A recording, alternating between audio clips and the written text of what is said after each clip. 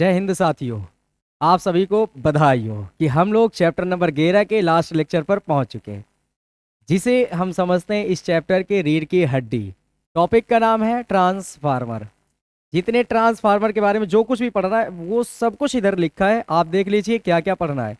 तो फिर टाइम कम लेते हुए मैं एक शॉर्टकट में बताता हूँ। सबसे पहले आपको ट्रांसफार्मर पढ़ना है, लेकिन हाँ, इससे पहले आप ये समझिए कि अगर आप इस चैनल पर नए हो तो चैनल को सब्सक्राइब करना ना भूलिए। ये ऑफलाइन वाले बच्चे ऑनलाइन वाले भी कर लीजिए, है ना, थोड़ा सा राहत होगी। ट्रांसफार्मर के प्रकार पढ़ेंगे। सबसे पहला काम ये है कि ट्रांसफार्मर क्या होता है इसके बारे में हमें जानना होगा। फिर इसके बाद ट्रांसफार्मर के प्रकार के बारे में जानेंगे। जब ये आप जान चुके होंगे तो आप जानेंगे ट्रांसफार्मर दो तरह के होते हैं। एक का नाम होता है उच्चयी ट्रांसफार्मर, दूसरे का नाम होता है अपचयी ट्रांसफार्मर। जब ये जान चुके होंगे फिर आप वापस से आएंगे ट्रांसफार्मर जो क्या होता है ना, वो कैसा होता है, वो यहाँ पर सब कुछ जानेंगे आप। ट्रांसफार्मर का सचित्र वर्णन चित्र सहित जानेंगे। फिर आप समझ जाएंगे परिणमन अनुपात क्या होता है। फिर ट्रांसफार्मर की दक्षता के बारे में जानेंगे। इसके बाद आपके पास एक टेस्ट आएगा जिसमें आप अपनी दक्षता के बारे में जानेंगे। उम्मीद करते हैं टॉपिक जो कुछ भी है वो आपके समझ आया होगा। तो बढ़ते हैं अपने सीरीज की तरफ और स्टार्ट करते हैं ट्रांसफार्मर के प्रकार से। यहीं पर समझ लीजिए ट्रांसफार्मर क्या होता है। तो ट्रांसफार्मर एक ऐसा उपकरण है जो अन्योन्य प्रेरण के सिद्धांत पर कार्य करता है। इसके सिद्धांत पर, अन्योन्य प्रेरण के। इसका काम क्या होता है, किसी भी वैद्युत परिपथ में प्रत्यावर्ती वोल्टेज के मान को कम या फिर ज्यादा करना इसका मुख्य काम होता है। मतलब आप कह सकते हैं एक भाषा में वोल्टेज को परिवर्तित करना ही ट्रांसफार्मर का मुख्य काम होता है। चलो स्टार्ट किया जाता है। ट्रांसफार्मर के प्रकार। कहाँ पहुंचे तुम? ये क्या है? ट्रांसफार्मर का सचित्र वर्णन।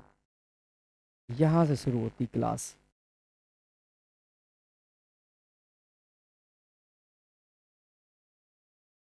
तो शुरू करते हैं इस लेक्चर को।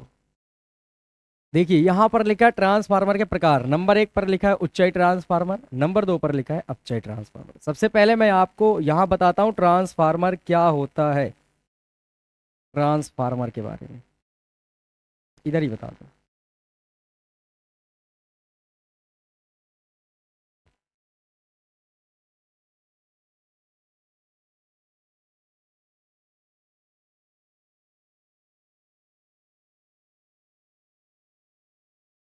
ये एक लाइन पे समझ लेंगे। देखो इसका सिद्धांत मैं नहीं लिख रहा हूं, क्यों? क्योंकि जब हम लोग पढ़ेंगे ना कि इसका सिद्धांत, क्रियाविधि, संरचना, वहां पर सब कुछ मैं बताऊंगा। यहाँ पर थोड़ा सा जल्दी पे पढ़ लेते हैं बस। ट्रांसफार्मर करता क्या है तो हम क्या कहेंगे, ट्रांसफार्मर एक ऐसा उपकरण होता है।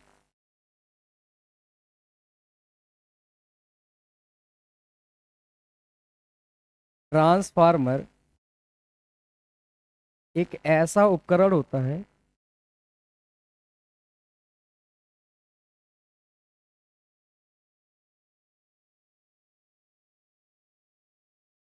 होता है जो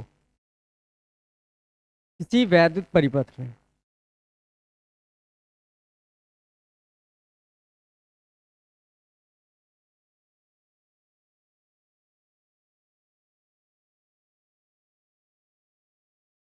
जो किसी वैद्युत परिपथ में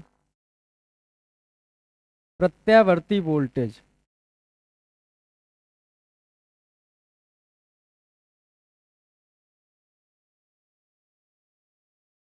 क्यों नहीं चल पा रहा है ये, प्रत्यावर्ती वोल्टेज को परिवर्तित करता है।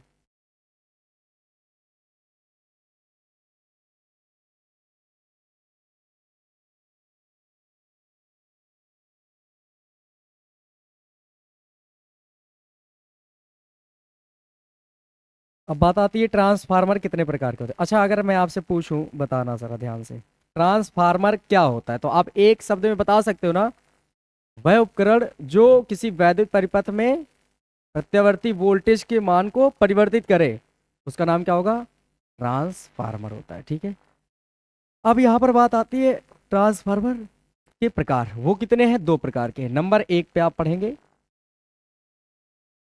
उच्चयी ट्रांसफार्मर।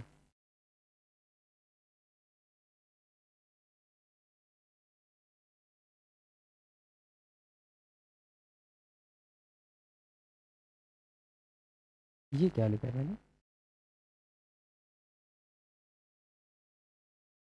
अब सही लिखा है। ऊंचाई ऐसे भी लिख सकते हो, ऐसे भी लिख सकते हो। ये ऊंचाई लिखा है क्या? ये तो और गंदा है। वापस से लिखता हूँ मैं, ऊंचाई।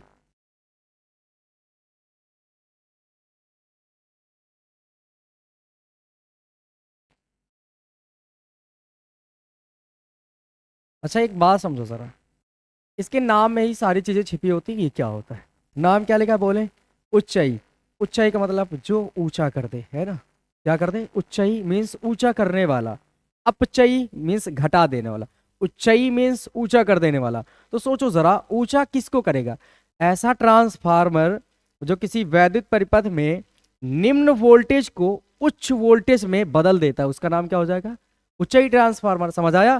ट्रांसफार्मर का मुख्य काम बताओ एक बार पहले, फिर से बताओ। प्रत्यावर्ती वोल्टेज की मान को परिवर्तित करना, यही बताया मैंने।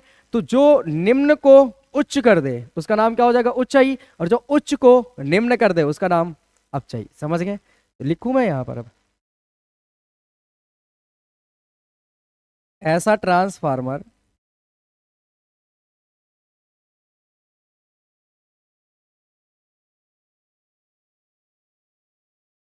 जो किसी वैद्युत परिपथ में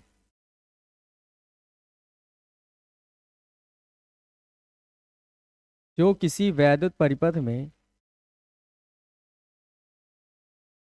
निम्न वोल्टेज को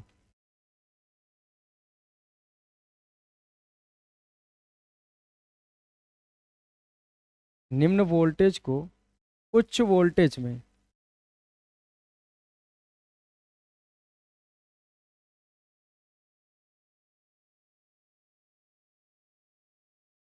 परिवर्तित करता है,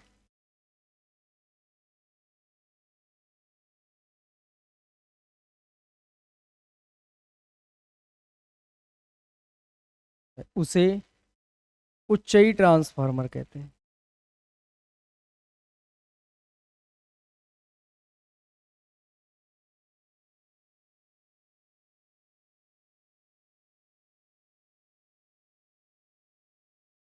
अच्छा मुझे एक बात बताओ, जो अपने घरेलू उपयोग में जहां से करंट आता है वो ट्रांसफार्मर कैसा होता है? सोचो हो जरा। कैसे पता चला आप चाहिए? कैसे?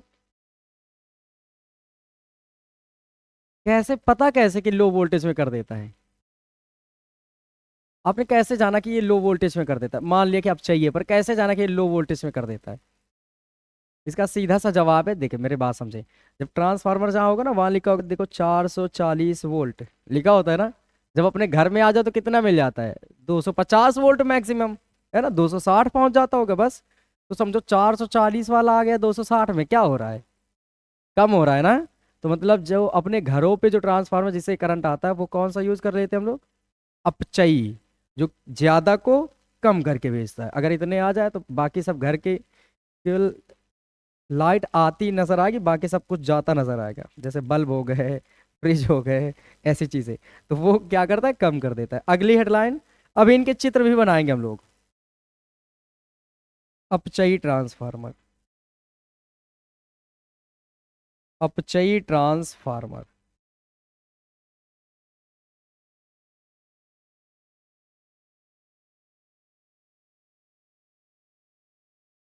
ट्रांसफर तो कहीं नहीं लिखा है ना? बढ़िया लिखा है ट्रांसफार्मर। ऊपर सबसे ऊपर लिखा है क्या कहीं?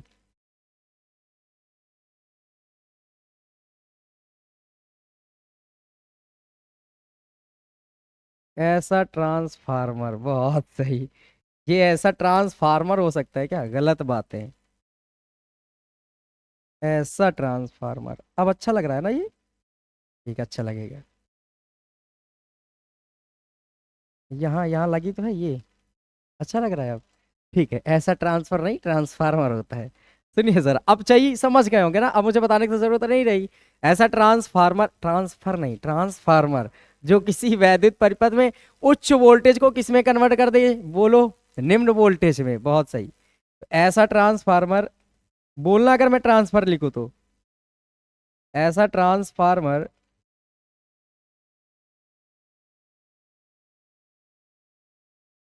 जो किसी वैद्युत परिपथ में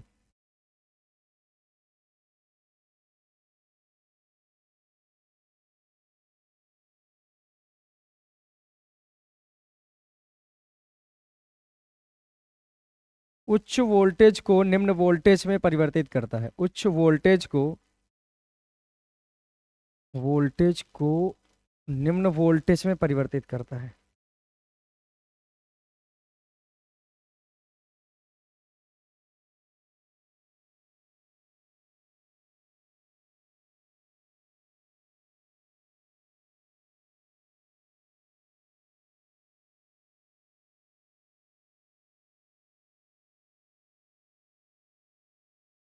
बाकी समझदार है ना, डेड डैश कहते हैं, भर लेंगे ना अपने आप से क्या कहते हैं। अपचयी ट्रांसफार्मर कहते हैं। अब एक बात समझिए जरा, मैंने यहीं पर बताया था ना, ट्रांसफार्मर ये जो चीज है ये किसके सिद्धांत पर कार्य करते हैं? अन्योन प्रेरण के सिद्धांत पर कार्य करता है। किस सिद्धांत पर? इसका अगर मैं आपसे पूछ लूं इसका सिद्धांत बता दीजिए, तो आप कहना इसका सिद्धांत जो है अन्योन प्रेरण।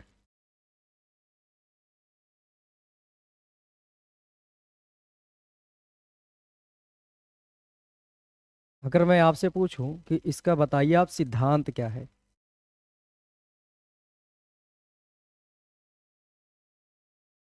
सिद्धांत, तो आप क्या जवाब देंगे बताओ? अन्योन प्रेरण। क्या आपने जाना था अन्योन प्रेरण क्या होता है? अगर दो पास में रखी कुंडलियों में से किसी एक कुंडली में धारा प्रवाहित करो या प्रवाहित होने वाली धारा के मान में परिवर्तन करो, तो पास में रखी दूसरी कुंडली में क्या हो? एक विद्युत वाहक बल उत्पन्न हो जाए, और अगर वो बंद हो तो धारा प्रवाहित होना शुरू हो जाए। तो जैसे विद्युत वाहक बल उत्पन्न होता था हम कहते थे इसका प्रभाव इसमें हो रहा है, इसमें बह रही धारा इसमें उत्पन्न हो गई। तो इसके लिए ये अननोन थी ना, इस वजह से इस घटना का नाम क्या हुआ करता था? अन्योन प्रेरण।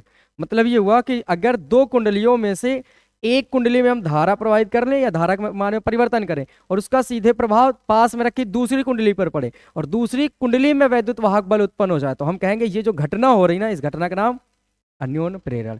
समझ आई होगी। मैंने ये जो अन्योन प्रेरण को सुनाया क्यों? क्योंकि मैंने इसमें गौर से समझो तो बार बार मैंने इंडिकेट किया दो कुंडलियां होती हैं, कितनी? तो ट्रांसफार्मर भी अगर अन्योन प्रेरण में सिद्धांत में कार्य करता है तो फिर इसमें भी दो कुंडलियां होती होंगी। तो कुंडलियों के आधार पर इनके डिजाइन बनाए जाते हैं, समझना जरा। उच्चाई का मतलब क्या होता है? ज्यादा करने वाला। ऊंचाई का मतलब ज्यादा करने वाला। ज्यादा कोई किसको करेगा? जो कम होगा उसको ज्यादा किया जाता है। इसका मतलब इसके लिए दो मैं यहाँ पर कुंडलियां बना रहा हूं और ट्रांसफार्मर है ये, समझना। अगर एक मैंने ये बनाई ऐसे ऐसे, थोड़ा सा और छोटा करूं यहाँ,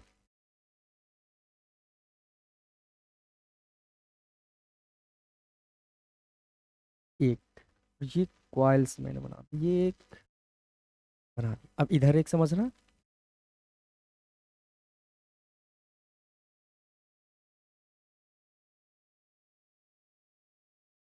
बताओ ये क्या थी? पहले कम थी, बाद में क्या दिख रहा है बोलो? ज्यादा।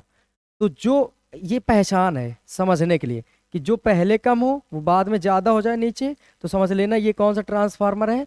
उच्चाई। ये ट्रांसफार्मर की पहचान है। कि अब समझ जाओ, अगर मैं पूछूं उच्चाई ट्रांसफार्मर, एक ये कुंडली हो गई, एक ये, दो कुंडलियां हो गई। अब कुंडली की पहचान यही बनाई थी ना, ऐसे ऐसे करके डिजाइन बनाना कुंडली होती है। अगर ऐसे एरोदार बना दो नोकीले तो प्रतिरोध है ना। तो ये है कुंडली। अब कुंडली अगर दो हैं तो एक का नाम प्राथमिक और एक का नाम द्वितीयक। तो यहाँ पर कौन सी प्राथमिक है कौन सी द्वितीयक है इसको भी जानो।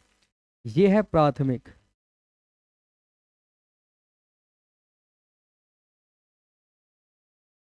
प्राथमिक कुंडली, और ये है द्वितीयक।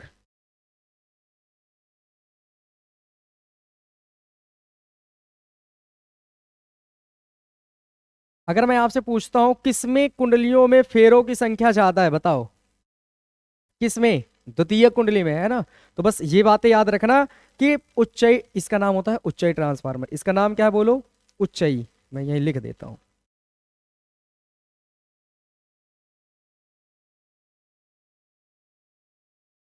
और इसका नाम क्या देंगे? ये जो ट्रांसफार्मर है इसका नाम है उच्चई।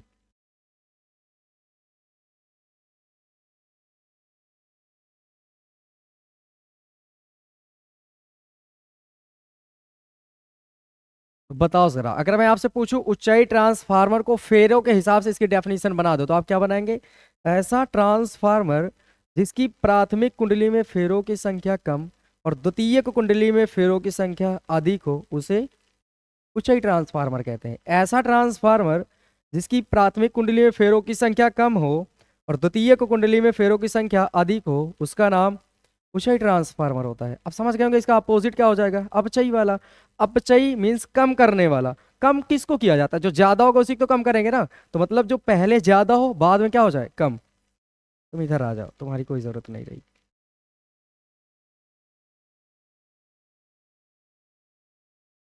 अगर मान लो अपने पास एक ऐसा है,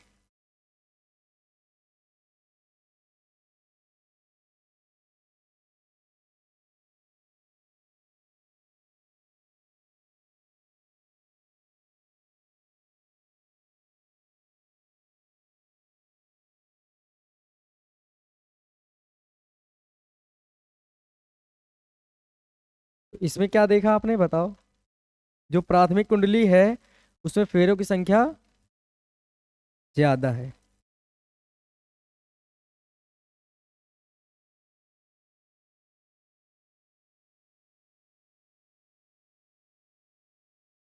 और ये है द्वितीयक कुंडली।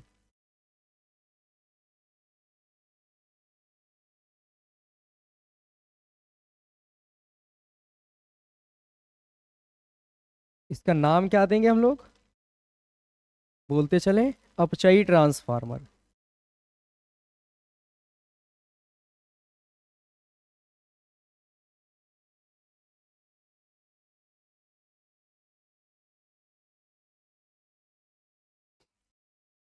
बताओ ये समझ आया सबको? क्या अब अगर आपसे पूछा जाए वोल्टेज के आधार पर बना दो तब भी बना देना, और फेरों के आधार पर बना दो तब भी बना देना।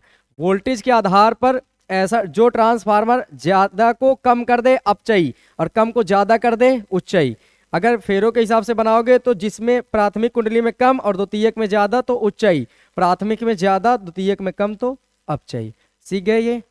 ठीक है, अब कहाँ है सेव करने वाला? इतना तो सीख गए तो ये कंप्लीट होता है यहाँ तक। अब इसके बाद हम लोग पढ़ेंगे आगे कुछ ट्रांसफार्मर का पूरा सा वर्णन, जो जितना पढ़ना है।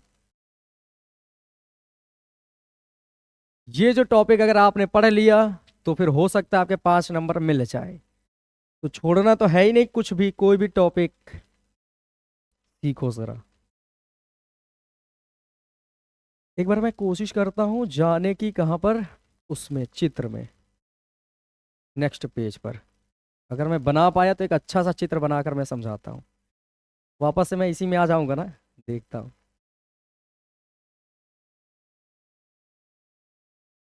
देखते हैं, काम चल जाएगा। मैं दिखाता हूँ इधर आपको एक चित्र समझाता हूँ। ये मानिए आप, ये पूरा ऐसे, फिर एक और मैं बना दूं यहाँ पर छोटा सा।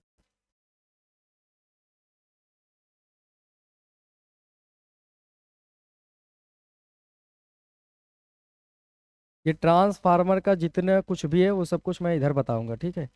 ट्रांसफार्मर के बारे में जानना है आपको,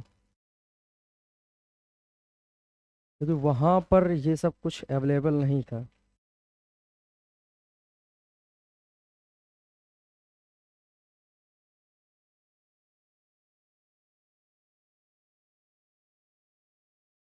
और अगर थोड़ा सा अच्छा ना बने ना, क्या करेंगे आप? मैनेज करेंगे।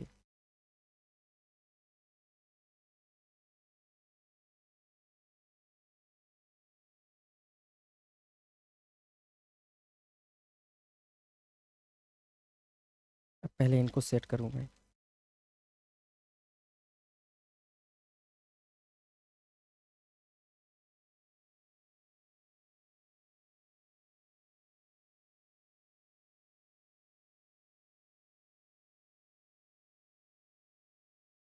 इस चित्र को समझना, क्योंकि चित्र बनाना भी आपको आना चाहिए।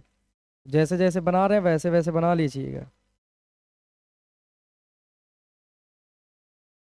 सीधी दिख रही है, चलो कर लेंगे इसको, सीधी नहीं होगी तो।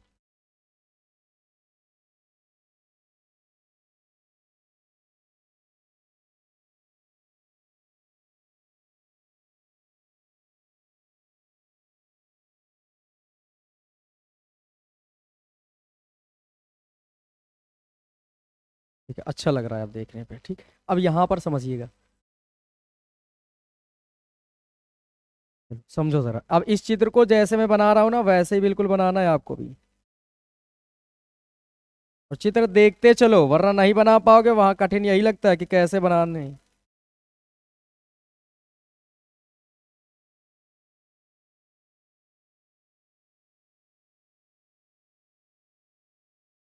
और अब यहाँ पर बना दूँ एक।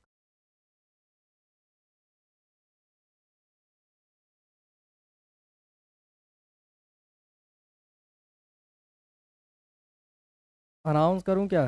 जागते रहो, ध्यान देते रहो, चोरों की रखवाली है।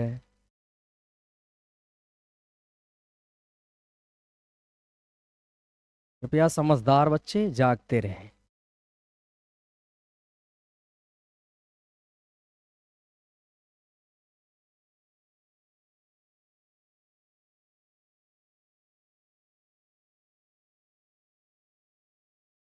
ठीक है, कुछ अच्छा लग रहा है देखने में? अच्छा तो नहीं लग रहा, बशर्ते बन रहा है ऐसे ही। इसको भी कोई कलर अलग देना चाहिए, ये गलत है। इसका कलर कहाँ चेंज करेंगे हम? हटाओ, तुम हटो। सही नहीं, यही सही है।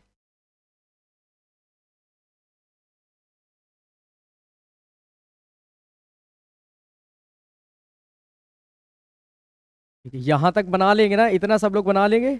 इसके बाद से समझिए जरा।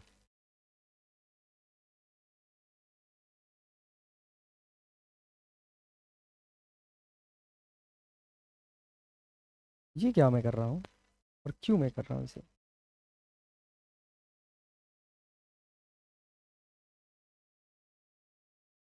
ये वाइट ले ले।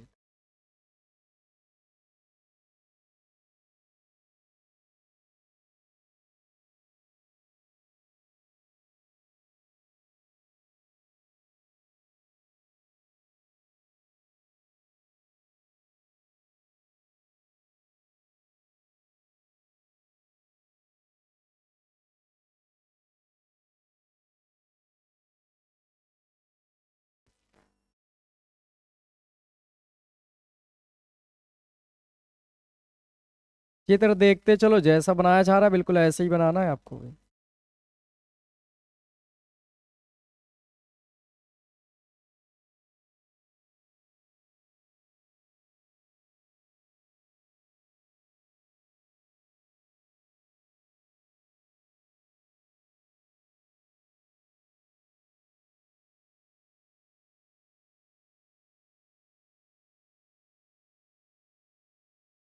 अब ये जो गंदा गंदा बना, इसको क्या किया जाए? छोड़ दिया जाए, इससे कोई मतलब ही नहीं।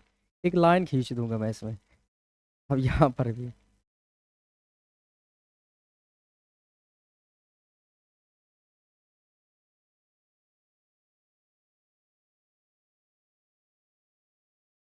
अगर ये बना के रखते तो अच्छा लगता ना, पर आप सीख ना पाते, बात ये थी।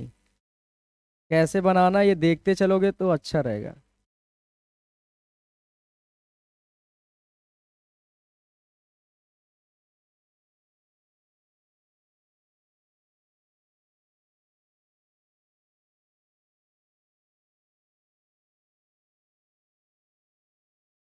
अब मैं देखूं एक बार कैसा लग रहा है। अच्छा लग रहा है, बहुत बढ़िया लग रहा है। अति सुंदर बनाया। अब मैं बनाऊंगा तो अच्छा तो बनाऊंगा ही। किसी को अपने हाथ की, अच्छा, बाहर जो लोग गए कभी, अगर लड़के बाहर जाएंगे ना कभी, तो वो रोटियां बनाएंगे भाई साहब, काली रोटियां भी बड़ी सफेद लगती हैं। सच कह रहा हूँ। देखना, वैसे ये मैंने बनाया ना तो अच्छा लग रहा है, मुझे बहुत अच्छा लग रहा है। हम्म,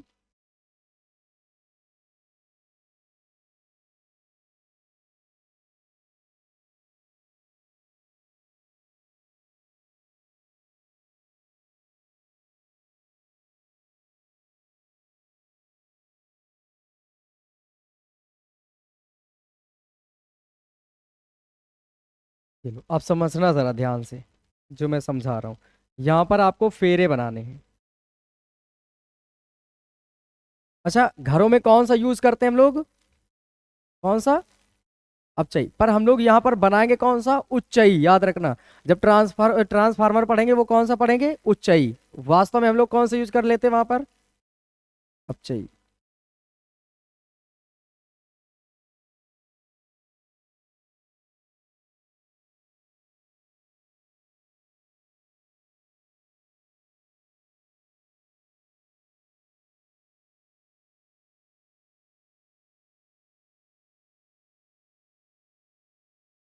ऐसे बना लिए। अब इधर वाले पे आना है।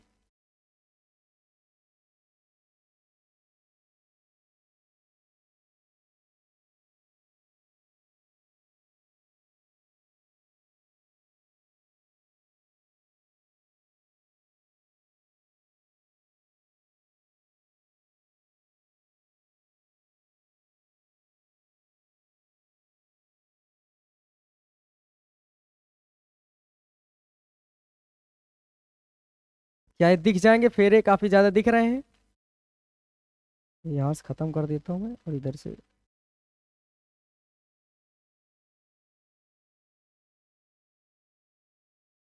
ये लो। अब समझना, जो कुछ भी बनाएंगे अब हम लोग बनाते हैं।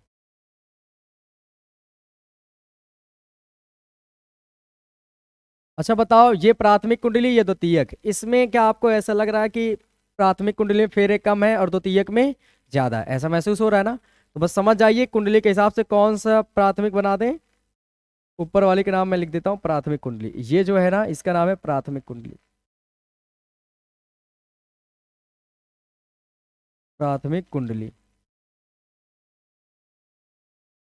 और ये कौन सी होती है, द्वितीयक कुंडली।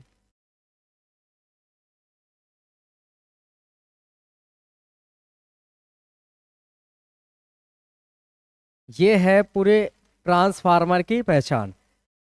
यहां पर जो फेरे हैं ना, इसमें इनका नाम हो जाएगा एनएस, एनपी। प्राथमिक कुंडली में एनपी और इधर वालों का नाम एनएस। इधर फेरों की संख्या एनपी, इधर फेरों की संख्या एनएस। कुछ चीजें तो मैं यहीं पर आपके सामने बता देता हूं ताकि आपके सामने ये पता चल जाए, फिर आगे उस स्लाइड पे अपने जाएंगे पीछे वाले पर, फिर उसमें हम लोग ढेर सारी चीजें लिखेंगे। सबसे पहला काम, सिद्धांत मैं यही लिखता हूं ट्रांसफार्मर का, समझते चलेंगे। सिद्धांत। अब सिद्धांत क्या है समझो जरा। हम अगर आपसे पूछे कि ट्रांसफार्मर का सिद्धांत क्या है, तो आप कहना ट्रांसफार्मर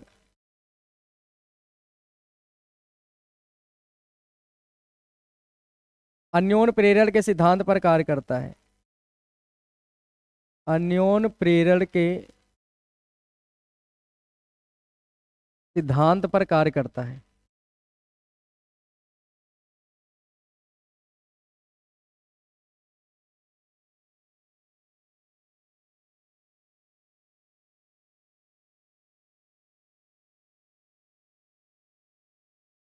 क्या सब लोग समझ गए? ट्रांसफार्मर का सिद्धांत क्या है, बोलो। अन्योन प्रेरण का ही सिद्धांत है। इस चीज को हटाऊं मैं, अच्छा तो है, ये व्यवस्था ज्यादा सही है। ये ट्रांसफार्मर है और इसको मैं इधर खिसका देता हूँ, नजर आता रहेगा। और थोड़ा समय इधर की कोशिश करूं हटाने की।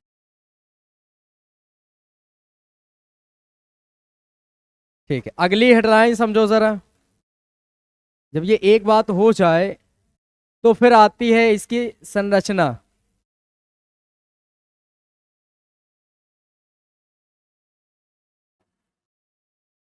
संरचना का मतलब ये कैसे कैसे बनी होती है।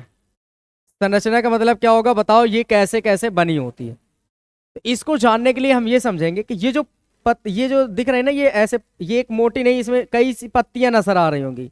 तो ये ट्रांसफार्मर नर्म लोहे की पतली पतली पट्टियों को काट कर एक दूसरे से वार्निश द्वारा जोड़कर बनाए जाती हैं। ट्रांसफार्मर की जो क्रोड है या फ्रेम है, ये नर्म लोहे की पतली पतली पट्टियों को काट कर एक दूसरे के साथ वार्निश द्वारा जोड़कर बनाई जाती हैं। फिर इसके बाद क्या होता है, और ये एक दूसरे से पृथक होती है वार्निश के हिसाब से। साथ ही इसमें प्राथमिक कुंडली में तांबे के तार के मोटे तार के कम फेरे जिसका नाम प्राथमिक कुंडली, और द्वितीय कुंडली होती है जिसमें तांबे के तार के होते हैं लेकिन अधिक फेरे होते हैं। बस ये संरचना है, छोटी छोटी बातें लिखनी है। हम क्या लिखेंगे इसमें, इसमें नर्म लोहे की, शॉर्टकट में लिख रहे हैं बाकी सुना देंगे, आप लिख सकते हैं। इसमें नर्म लोहे की पतली पतली पट्टियों को, और ये लिखना बहुत जरूरी है वरना ट्रांसफार्मर माना नहीं जाएगा पूरा आपका सचित्र वर्णन वाला। पतली पतली पट्टियों के रूप में, इसमें नर्म लोहे की पतली पतली पट्टियों को वार्निश द्वारा, वार्निश द्वारा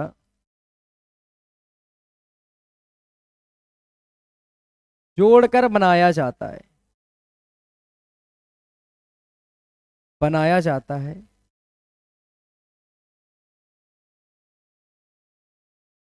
जिसे लिख देता हूं, जो एक दूसरे से, जो एक दूसरे से पृथक्कृत होती हैं। पृथक्कृत का मतलब अलग अलग होती हैं, पृथक्कृत होती हैं। ट्रांसफार्मर की इस क्रोड को, ट्रांसफार्मर की इस क्रोड को पटलित क्रोड कहते हैं। ये शब्द याद रखिएगा, पटलित क्रोड कहते हैं।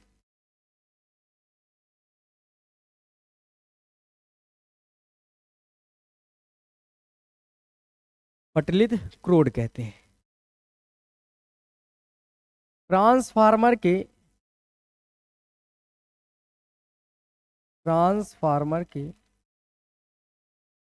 प्राथमिक कुंडली में, देखते चलेंगे चित्र को, बस उसी से लिख रहे हैं हम, अभी समझा देंगे आपको, बस आप समझते चलिए। प्राथमिक कुंडली में तांबे के मोटे तारों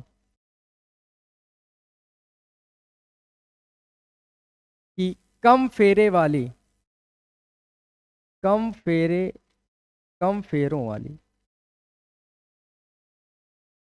कुंडली प्राथमिक कुंडली, ये लिख लिया, तारों की वाली कुंडली होती है, जबकि द्वितीय कुंडली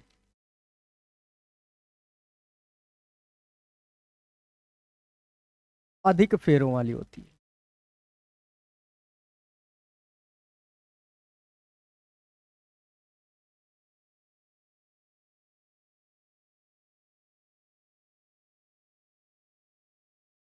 वाली होती है। अब बात ये होती है, देखो यहां तक पहले मैं समझाता हूँ। ये जो ऐसे ऐसे एक ऊपर ऐसे रखा हुआ नजर आ रहा होगा, ये जो चीजें नजर आ रही है ना, ये प्लेटें हैं ऐसे काटी गई हैं और एक ऊपर एक ऊपर एक ऊपर रखी गई हैं। बशर्ते ये प्लेटें सब एक के साथ जुड़ी नहीं है, इनमें क्या होता है, वार्निश एक लिक्विड होता है। इसे पहले वाले लेक्चर में मैंने बताया था, इसे पहले से पहले वाले में शायद बताया होगा कि किसी में। वार्निश क्या होता है अभी भी सुन लो। वार्निश एक द्रवित पदार्थ है, पर इसकी एक खासियत ये है कि जैसे ये दो लोहे की परतें हैं, अब इनके बीच में अगर इसको रख दो तो इसको ज्वाइंट तो कर लेता है, साथ ही जब ये सूखता है तो एक प्लास्टिक की लेयर बना देता है पतली सी। मतलब क्या होगा कि यहां से यहां पर वैद्युत का ट्रांसफर ट्रांसफर नहीं होता है। अगर किसी कारणवश इसमें करंट आया तो इसमें करंट नहीं जाएगा, क्योंकि इनके बीच में वार्निश की एक लेयर पड़ी होती है, वो प्लास्टिक बन जाती है सूख करके। समझ गए, वो वार्निश होता है। तो सुनो जरा, इसमें नर्म लोहे की पतली पतली पट्टियों को वार्निश द्वारा जोड़कर बनाया बनाया जाता है, यहाँ बनाया जाता है, जो एक दूसरे से पृथक्कृत होती है। ट्रांसफार्मर की इस क्रोड को पतलित क्रोड कहते हैं। क्या कहते हैं बोलो, पटलित क्रोड कहते हैं। ट्रांसफार्मर की प्राथमिक कुंडली तांबे के मोटे तारों की कम फेरों वाली कुंडली होती है, जबकि द्वितीय कुंडली ये जो है अधिक फेरों वाली होती है। ये बात समझ गए। फिर साथ ही क्या ये कुंडलियां जुड़ी होती हैं, ऑप्शन आता है क्या ये कुंडलियां जुड़ी होती है, तो बोलेंगे नहीं ये जुड़ी नहीं होती। हम कहेंगे ये कुंडलियां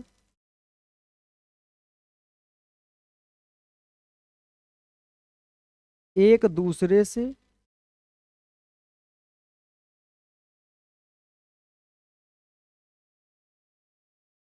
तथा क्रोड से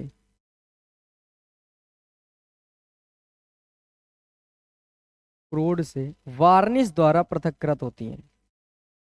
वार्निश द्वारा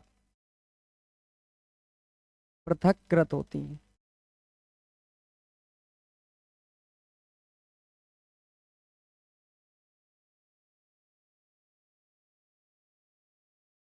ये बन के तैयार हो गया आपके पास संरचना कि इसमें क्या क्या होता है। बहुत बड़ी चीजें मैंने नहीं लिखी, बहुत कम समय में मैंने बहुत छोटी चीजें लिख के इसे दिखा दी आपके सामने।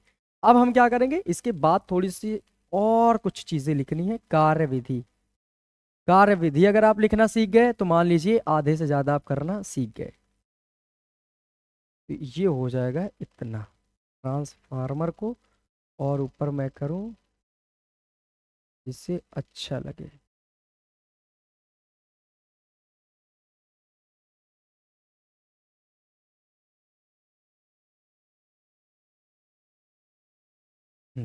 सुनिए जरा, अब अगली जो हेडलाइन आएगी वो कार्यविधि आएगी। हम लोग अगली हेडलाइन डालेंगे कार्यविधि। और ये कार्यविधि बहुत जरूरी है, क्योंकि अगर आपको ये नहीं पता तो फिर बेकार है इसको पढ़ना। कार्यविधि, कार्यविधि क्या है आप समझते चले। देखिए जरा ध्यान से समझना इसमें। सबसे पहला काम, सबसे पहला काम क्या होगा अगर मैं आपसे पूछूं कि कार्यविधि क्या होगी, तो देखो प्राथमिक कुंडली में हम स्रोत जोड़ते हैं। जो प्रत्यावर्ती धारा स्रोत देते हैं वो प्राथमिक कुंडली में जोड़ते हैं। जब इस कुंडली में जोड़ेंगे तो प्रत्यावर्ती धारा पहले अर्धचक्र में, देखो प्रत्यावर्ती धारा की डायरेक्शन देखो इधर, ऐसे ऐसे ऐसे होगी। तो जो प्रत्यावर्ती धारा होगी वो पहले अर्धचक्र के दौरान देखो एक दिशा में इधर होगी, फिर अगले दिशा में इधर होती है। तो हम क्या कहेंगे, जब प्राथमिक कुंडली को प्रत्यावर्ती स्रोत से जोड़ते हैं तो प्रत्यावर्ती धारा एक चक्र के दौरान एक दिशा में चुंबकित होती, जबकि दूसरे अर्धचक्र के दौरान दूसरे दिशा में चुंबकित होती। और फिर चुंबकित अनुचुंबकित, भाई जहां खत्म हो जाए वहां अनुचुंबकित।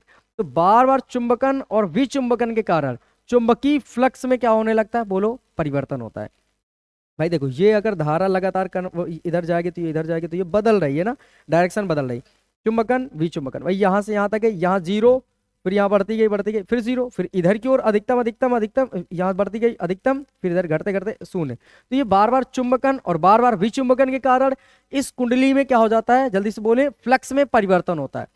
और इसका सीधे प्रभाव अन्योन प्रेरण के सिद्धांत के अनुसार इसका प्रभाव दूसरी कुंडली में पड़ता है और इसमें प्रेरित विद्युत वाहक बल उत्पन्न हो जाता है। और इधर से ट्रांसफार्मर के हमारे घरों के लिए तार जुड़े होते हैं, या जहां सप्लाई करनी वहां के लिए जुड़े होते हैं, और वहां पर धारा प्रवाहित होना शुरू हो जाती है।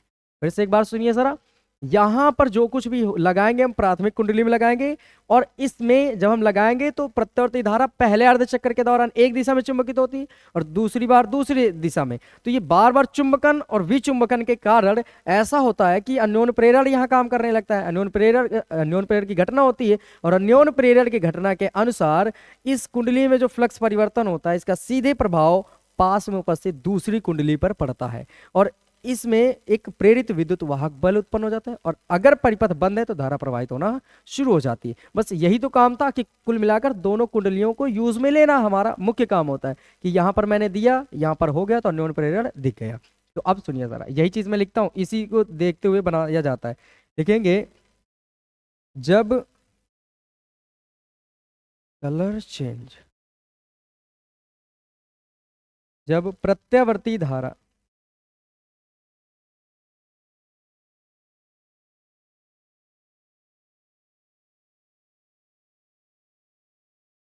स्रोत को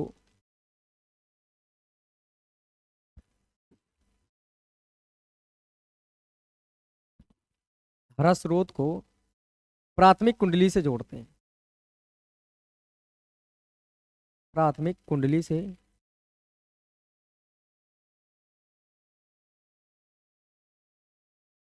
जोड़ते हैं, तो धारा पहले अर्धचक्र के दौरान, पहले अर्धचक्र के दौरान अर्धचक्र में एक दिशा में, देखो ऊपर की ओर, ठीक है, तो पहले अर्धचक्र में एक दिशा में,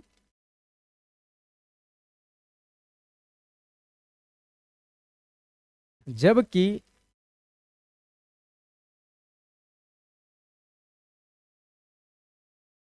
दूसरे अर्धचक्र में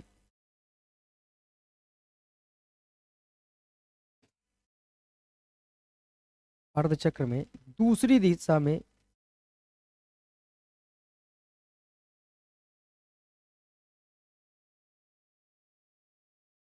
चुंबकित होती है।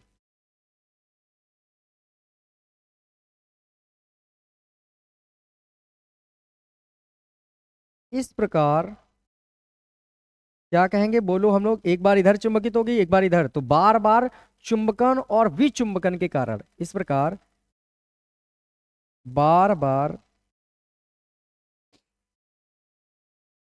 चुंबकन और विचुंबकन के कारण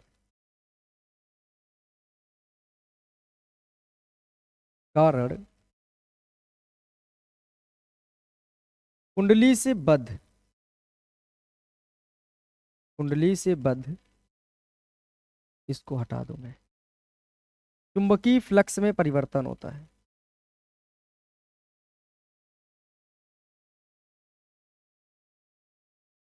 चुंबकीय फ्लक्स में परिवर्तन होता है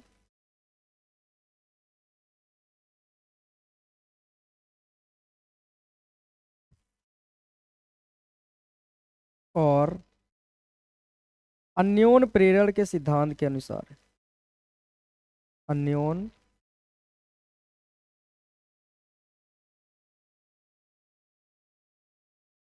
प्रेरण के सिद्धांत के अनुसार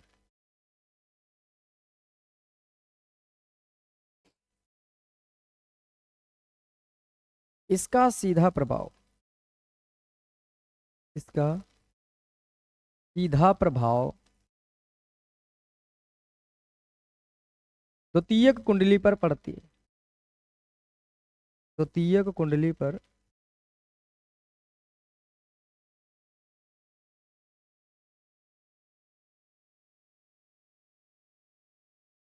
पड़ता है और इसमें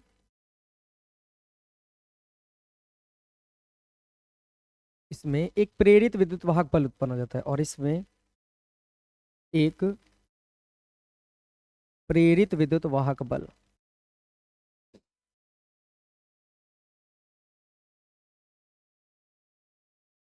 उत्पन्न हो जाता है।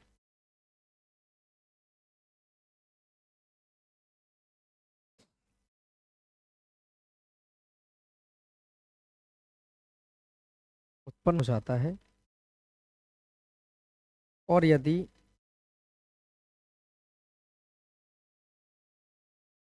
परिपथ बंद होगा तो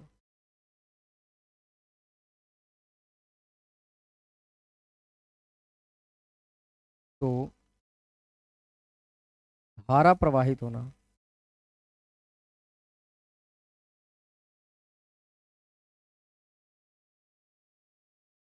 शुरू हो जाती है।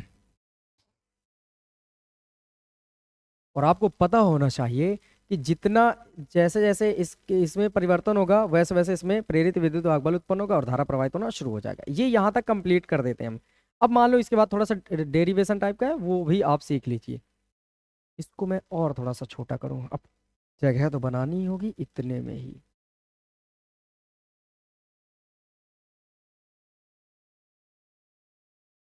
ये रहा ट्रांसफार्मर।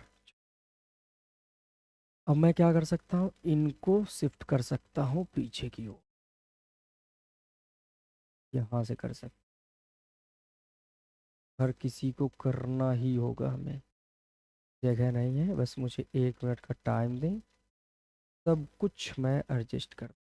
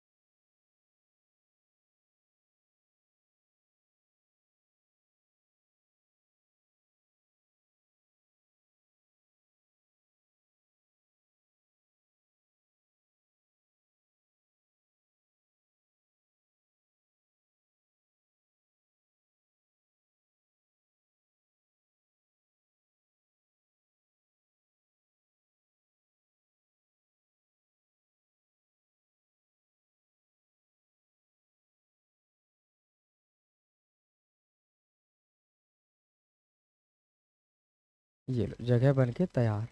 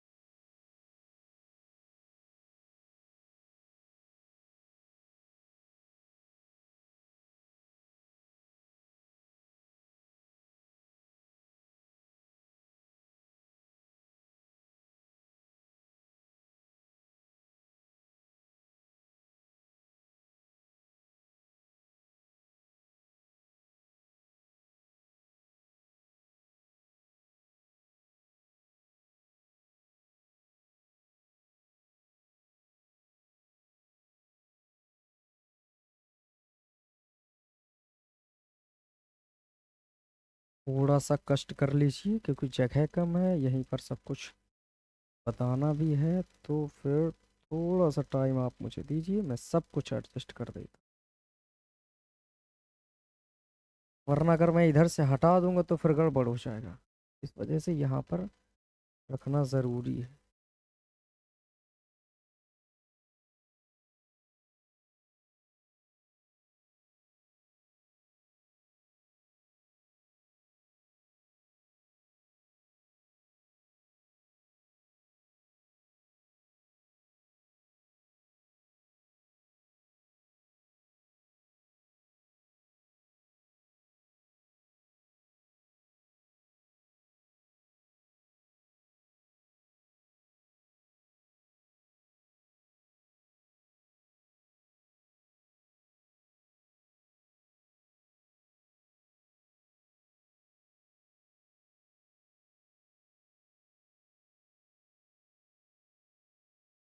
ये लो बन के तैयार है। इतनी चीज़ें दिख रहा होगा स्क्रीन पे, हाँ दिख जाएगा, बढ़िया दिख रहा है, सब कुछ सही दिख रहा है।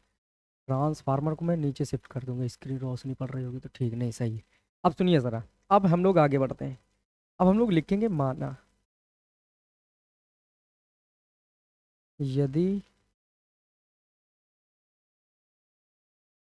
यदि ट्रांसफार्मर की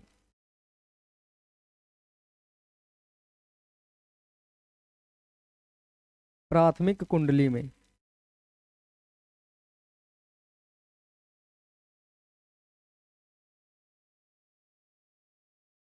फेरों की संख्या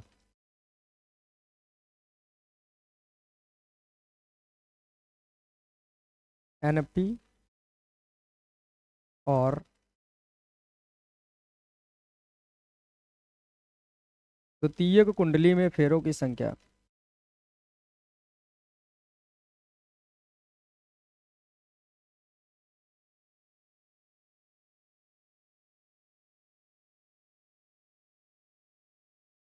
NS है तब। ये चीज़ें लिख ली।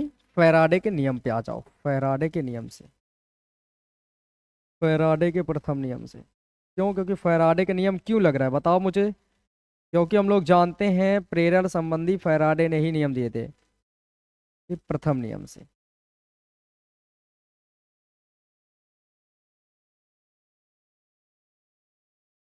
चलिए बोलिए जरा, फैराडे का प्रथम नियम क्या कहता है? तो हम लोग कहेंगे फैराडे का प्रथम नियम कहता है कि ई बराबर जो होगा वो होता है माइनस का एन d phi b/dt। यही होता है। अब मैं लिखता हूं यदि प्राथमिक कुंडली के लिए, प्राथमिक कुंडली में, तो प्राथमिक कुंडली के लिए अगर मैं बात करूं तो यहां पर आप फॉर्मूला क्या बनाएंगे, देखिए जरा ध्यान से समझेंगे इसे। हम प्राथमिक कुंडली के लिए लिखेंगे E1, यहाँ पर क्या लिखेंगे E1 माइनस का क्या है N, और क्या है d phi b/dt, ये लिखेंगे। अब एक बात समझना, अगर यहाँ 1 है तो यहाँ पर भी कितना आएगा 1, N1 आ जाएगा।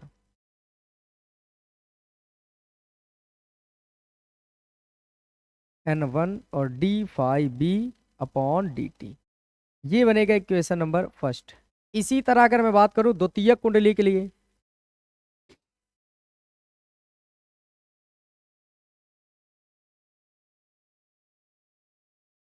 द्वितीयक कुंडली में।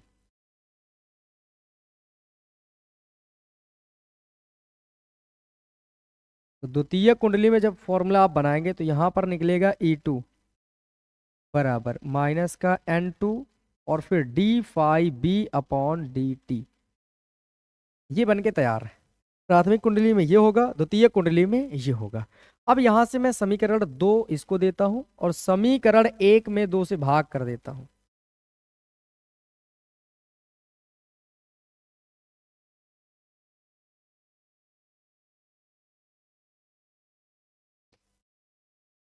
तो ठीक है, यहां से हम समझते हैं। समीकरण 1 में 2 से भाग करने पर देखते हैं किया जाए। अब भाग करने पर जैसे ही भाग करेंगे तो बताइए आपके पास क्या निकल कर आएगा। बताओ जरा ध्यान से। आप कहेंगे देखो E1 ऊपर रहेगा, इधर इधर E2 नीचे रहेगा। बराबर में क्या आ जाएगा अपने पास, इधर तो माइनस का n है 1 d phi b/dt और नीचे आ जाएगा E2 की वैल्यू माइनस की N2 d phi b/dt। अब यहां से कुछ वैल्यू ऐसी हैं जो कट जाएंगी। वो कौन कौन सी कट जाएंगी, देखो d phi b/dt से d phi b/dt, माइनस से ये वाला माइनस खत्म हो जाएगा। तो अब क्या जो बनेगा अपने पास, वो अपने पास आ जाएगा। अब अपने पास आ जाएगा E1/E2, E1/E2 बराबर, बताओ N1/N2। N1 की वैल्यू मतलब P, अच्छा 1 1, तो 1 1 समझना चाहिए। अभी N1/N2 आ गया। इसी के हिसाब से अगर देखो 1 कहाँ माना है, पहली कुंडली के लिए है ना, पहली कुंडली। अब प्राथमिक कुंडली को 1 माना है तो प्राथमिक कुंडली में फेरों की संख्या Np है, द्वितीयक में Ns है। तो पहले में विद्युत वाहक बल आएगा तो Ep आएगा और दूसरे में आएगा तो Ns। मैं यहीं पर सीधे सब शिफ्ट कर देता हूँ 1 2 के हिसाब से। तो यहाँ पर जो चीज़ है ना, यहाँ पर 2 और 1 को मैं P और S में कन्वर्ट कर देता हूँ। तो यहाँ पर जो वैल्यू आ जाएगी अपने पास, जब आप इसे ढंग से देखेंगे तो ये प्राथमिक कुंडली के लिए P यूज करना, तो यहाँ पर भी P यूज कर लेना। द्वितीय कुंडली के लिए S यूज करना सेकेंडरी, तो यहाँ पर S यूज कर लेना सेकेंडरी। तो वैसे ही सेम काम इधर भी हो जाएगा। इसको भी हटा दीजिएगा, इसको भी हटा दीजिएगा, यहाँ पर भी हटा लीजिए इसको भी। तो ये जो वैल्यू बन के आएगी अपने पास, ये बन जाएगा EP/ES। तो ये आ जाएगा NP/NS। तो क्या बन के तैयार हो जाएगा अब अपने पास, ध्यान से समझेंगे तो अब क्या अपने पास बनेगा, EP और NS। सीधे बता दो यहाँ से, इसकी कोई ज़रूरत ही नहीं। तो बोलो ज़रा, यहाँ से बन जाएगा EP/ES इक्वल NP/NS। और इस तरह से ये जो बन के आया है, यही है अपने पास इसका रिजल्ट। उम्मीद है इतना समझ आ गया होगा। ये बन के तैयार हो गया। यहां से ये ट्रांसफार्मर की जितनी चीजें थी वो मैंने आपको बता दी। ये सब कुछ किसके बारे में चल रहा है, ट्रांसफार्मर के बारे में। अब दो चीजें बची, उनके बारे में हम लोग एक एक करके जान लेते हैं, पूरा ट्रांसफार्मर हो जाएगा कंप्लीट। यहां मैं लिख देता हूं ये है क्या, तो अपने पास ये सब कुछ लिखा गया है ट्रांसफार्मर के बारे में।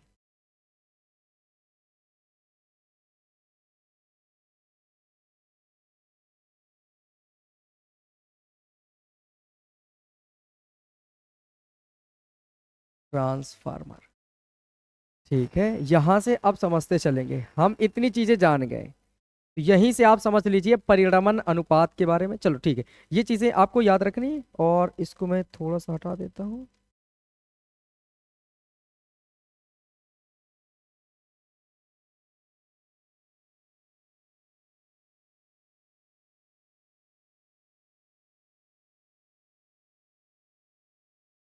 ये लो। अब इस चीज को मैं सेव भी कर लूँ, सेव कहाँ से कर लूँ मैं,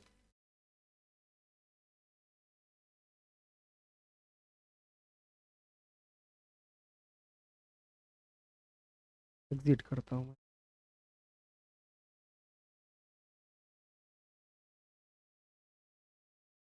ट्रांसफार्मर डाल दूं, इसके बाद मैं चलता हूं अपनी स्लाइड पर।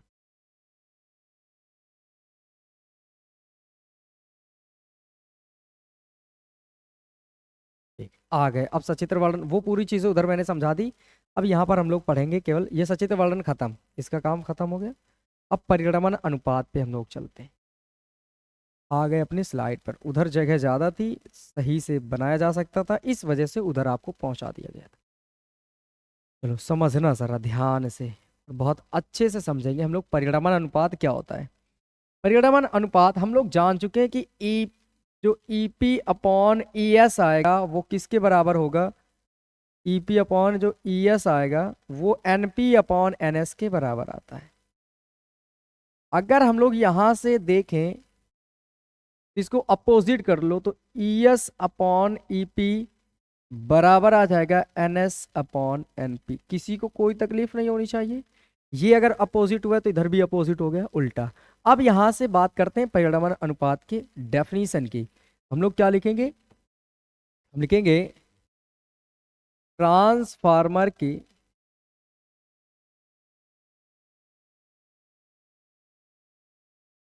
द्वितीयक कुंडली में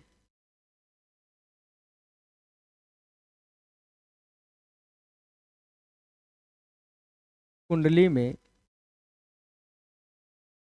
फेरों की संख्या संख्या एन एस, द्वितीयक मीन्स सेकेंडरी, तो इस वजह से एस यूज किया गया, तथा प्राथमिक कुंडली में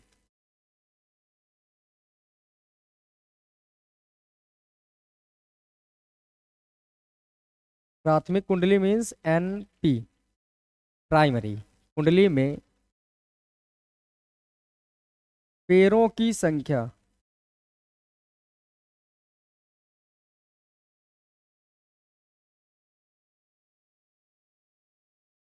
के अनुपात को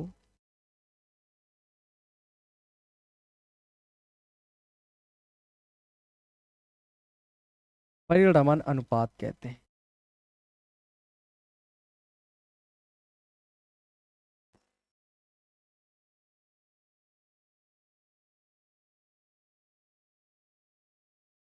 ये बन गया।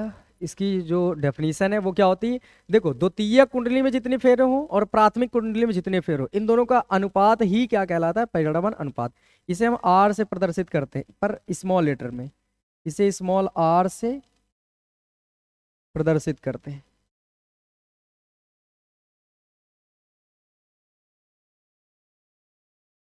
तो अगर मैं आपसे पूछूं कि स्मॉल आर किसके बराबर होगा, तो आप बोलेंगे जो स्मॉल आर है वो N S upon N P के बराबर होगा।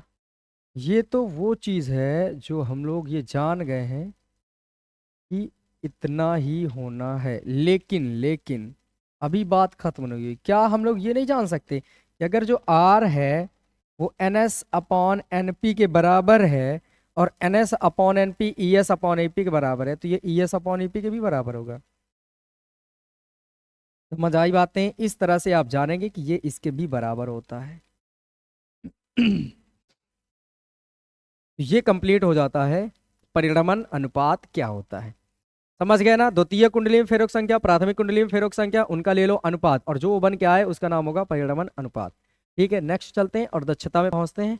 और फिर आपकी दक्षता पहचानने के लिए आपका एक टेस्ट होगा, और अच्छा टेस्ट होगा।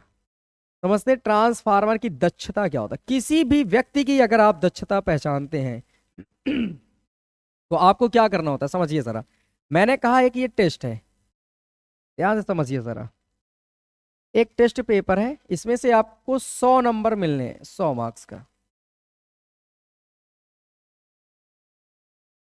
कितने मार्क्स का है बोलो, 100 मार्क्स का। ये 100 मार्क्स का है। अब आप अपनी दक्षता पहचानेंगे, व्यक्ति की दक्षता। देखना, ये रटने की कोई जरूरत नहीं होती, हर एक चीज आपके सामने आएगी तो आप समझ जाएंगे तुरंत। देखो मैं आपसे ये कह रहा हूं कि 100 नंबर का पेपर हुआ, और आपके पास इसमें दो चीजें होंगी। आप कुछ अटेम्प्ट करेंगे क्वेश्चन, कुछ अनअटेम्प्ट होंगे। कुछ आप ऐसा करेंगे जिन्हें हल करेंगे और हल नहीं करेंगे। तो मान लो कि आपने हल किए और हल करने पर आपके 30 मार्क्स आ गए, तो आपके पास कितने मार्क्स नहीं मिलेंगे? आपको 70 मार्क्स आपके नहीं मिलेंगे। मुझे इनसे कोई मतलब ही नहीं है भाई, जिन्हें हल किया बस उसको ध्यान रखना है। अब मैं आपकी दक्षता मीन्स रिजल्ट आपको मैं दे रहा हूं। क्या आपको ये बात बड़े गौर से समझदारी के साथ आपको याद नहीं किया कि आपको 100 नंबर लिखनी है? जितने रिजल्ट जितने का था, जितने मार्क्स का टेस्ट था वो नीचे लिखे जाते हैं और आपके मार्क्स हमेशा ऊपर लिखे जाते हैं, और ये दे दिया जाता है और कहते हैं ये है आपका रिजल्ट। मींस आपकी ये दक्षता है कि आप 100 में से कितने नंबर सिक्योर कर पाए? 30 नंबर। अब इसका मतलब क्या है, इसको अपनी लैंग्वेज में समझो, हिंदी भाषा में। इसका मतलब ये हुआ कि आपके पास 100 नंबर की चीज थी, उसमें से जो निर्गत आपने निकाले हैं वो कितने निकाले बोलो? 30। आपने कितने निकाले हैं? तो 30 निकाल पाए हैं। कितने में से? 100 में से 30 निकाल पाए हैं। कितने में से? 100 में से। 100 इनपुट दिए गए थे आपके पास, दिए कितने गए थे? 100। आपने उनमें से कितने अपने लिए निकाल पाए हैं? 30। तो आपका जो रिजल्ट आया 100, 30/100 मतलब 100 में 30। तो ये जो ऊपर क्या होता है बस इतना बता दो, आपके द्वारा निकाले गए, और ये क्या होता है? आपको दिए गए। मतलब 100 नंबर का टेस्ट दिया गया आपको और उसमें से आप ऑब्जर्व कर पाए 30 नंबर। बस इसी चीज को लागू कर देना यहां पर। ट्रांसफार्मर जो था अपने पास, मान लो ये ट्रांसफार्मर है, अब मैंने इसको शक्ति प्रदान की भाई, इसको मैंने शक्ति दी, तो इसका नाम होगा निवेशी शक्ति। जो दी गई उसका नाम होगा निवेशी शक्ति। और इधर से इसने कितना निकाला, कितना निकाला, इसको कहेंगे निर्गत शक्ति। अब बात समझो जरा, मैंने इसको इतनी दी थी, निवेशी कुछ दी गई होगी, और उसमें से कितना निकाला। तो जितना निकाला उसको कहाँ रखना है? ऊपर। और जितनी थी उसको कहाँ रखना है? नीचे। और जो बन के आएगी वो ट्रांसफार्मर की क्या हो जाएगी? दक्षता। मींस क्या हुआ? निर्गत शक्ति और निवेशी शक्ति। किसकी किसकी? निर्गत और निवेशी। निर्गत शक्ति और निवेशी शक्ति का जो रेशियो होता है वही कहलाता है ट्रांसफार्मर की दक्षता। निर्गत शक्ति, निवेशी शक्ति, पहले निर्गत फिर निवेशी, तो इनका अनुपात क्या कहलाएगा? ट्रांसफार्मर की दक्षता। उम्मीद है कि समझ गए होंगे। अब मैं चलता हूं अपने टॉपिक पे और पहुंचते हैं लास्ट। इसके बाद तो और कुछ करना नहीं, हम लोगों को पढ़ लिया है, और जो चीज़ है वो इंपॉर्टेंट मैं बताऊंगा अभी बाद में आपको। क्या लिखेंगे? ट्रांसफार्मर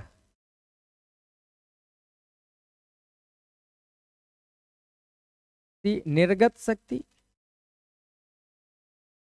से प्राप्त निर्गत शक्ति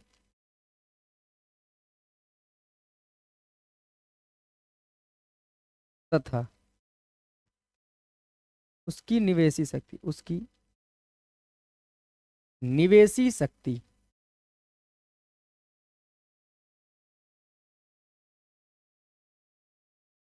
शक्ति के अनुपात को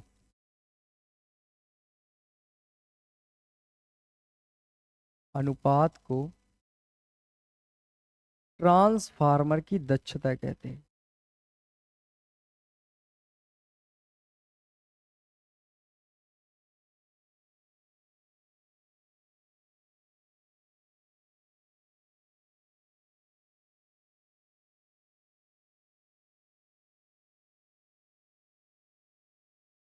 ये लो, ये लिख दिया। अब अगर इसका फॉर्मूला बनाने के लिए आ जाए तो बिल्कुल आसान है। आप लिखना दक्षता, ट्रांसफार्मर की दक्षता।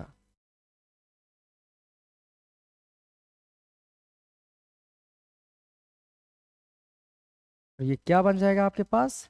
लिखना निर्गत शक्ति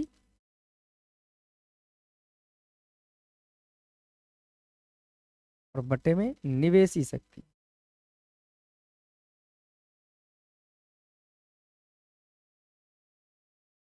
ये लो, इस तरह से बन जाएगा। अभी मैं आपसे अगर पूछूं कि क्या ये खत्म, तो नहीं, बात अभी खत्म नहीं हुई।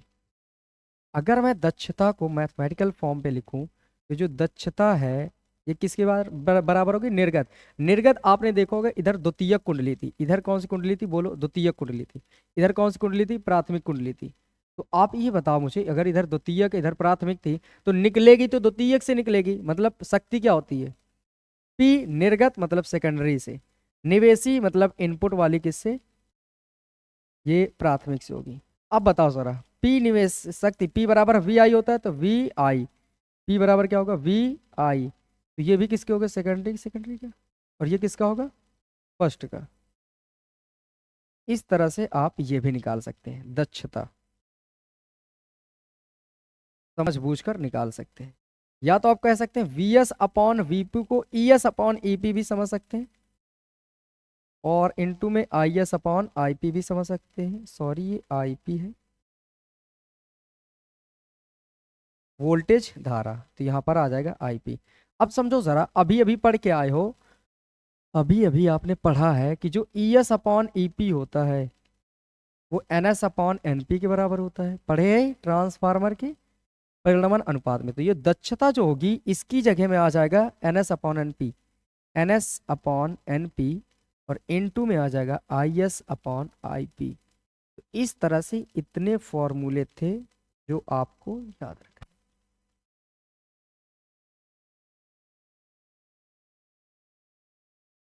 यहां से उम्मीद है कि आप समझ गए होंगे। तो आज जो कुछ भी मैंने पढ़ाया ये लास्ट लेक्चर था, तो बेहतर है कि आप अच्छे ढंग से पढ़ें, क्योंकि अच्छे मार्क्स लाने के लिए सीरियस होना बहुत ज़रूरी है।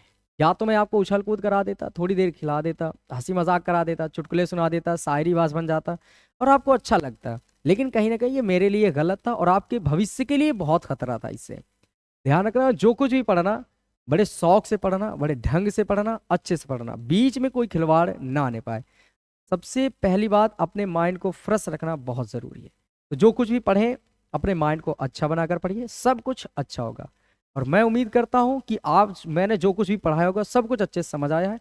तो आज के लिए बस इतना ही रखते हैं, फिर मिलते हैं अगले वीडियो में। तब तक के लिए जय हिंद, अपना ख्याल रखिए।